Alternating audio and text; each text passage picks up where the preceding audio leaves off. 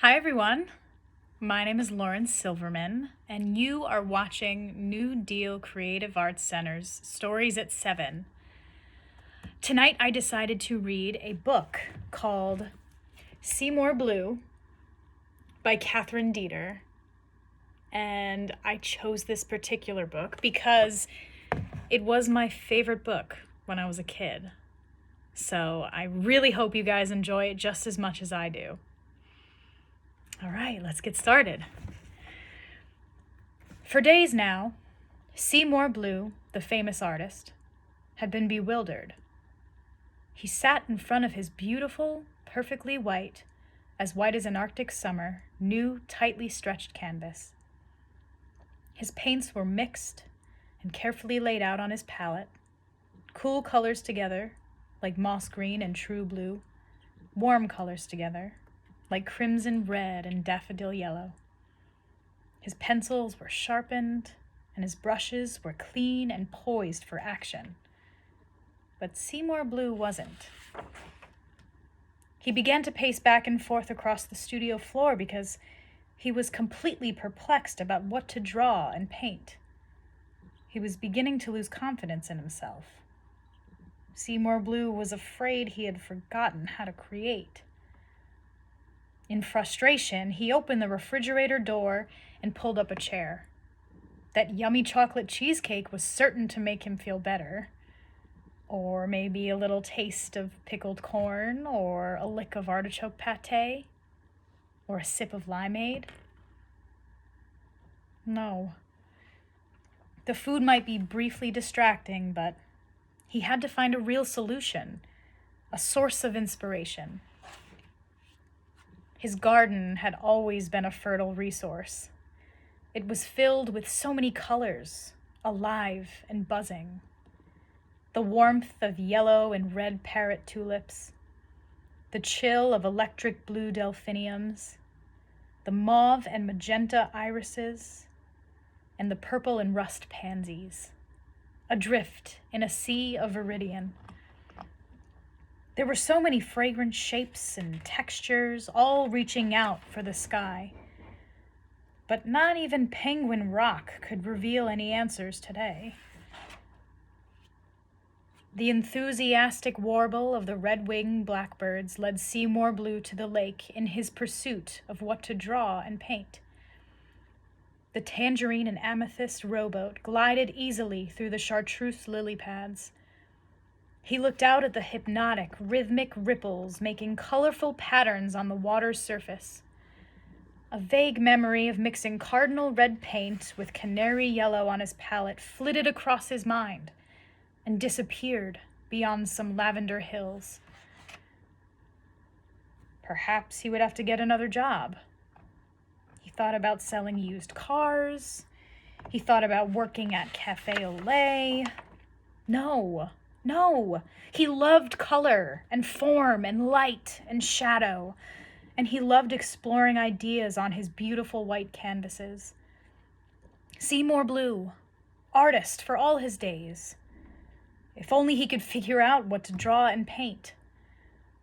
Sadly, he headed toward the Noble Fur bookshop, hoping to find inspiration.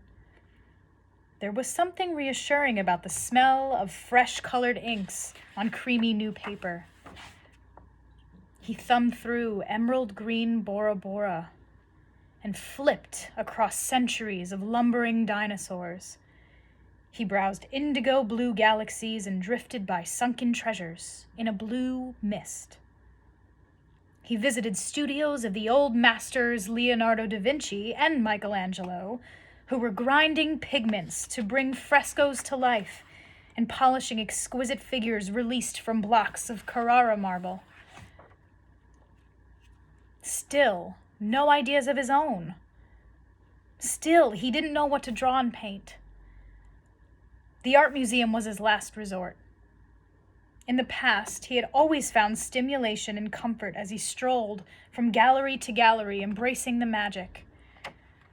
Racing through the sculpture garden and up the stairs to the museum entrance, Seymour Bleu was breathless when he barged through the steel-gray revolving door. He zoomed from room to room, his hungry eyes darting from painting to painting, full of admiration. But for himself, he felt like a failure. He hadn't figured out what to draw and paint. Dejected, Seymour Bleu walked up the street toward his studio and home. Ivory black clouds hung ominously overhead, and it started to rain, echoing the despair and emptiness he felt in his heart. His studio was dark, except for the single solemn light on his answering machine. Not even one call. Seymour Bleu felt depressed and alone and cold. But as he began to make a fire in the little pot-bellied stove, Seymour Bleu heard the bells at the front gate jingle. Then the heavy burnt umber studio door burst open, and in marched his close friends, Bobo Steinmetz, Lady Foodles Fairfield, Oliver Gardner, and Simone Opoli from Greece, each carrying a platter or bowl loaded with good things to eat.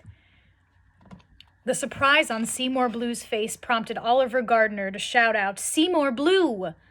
Have you forgotten about our dinner party? Didn't you make the leek stew?"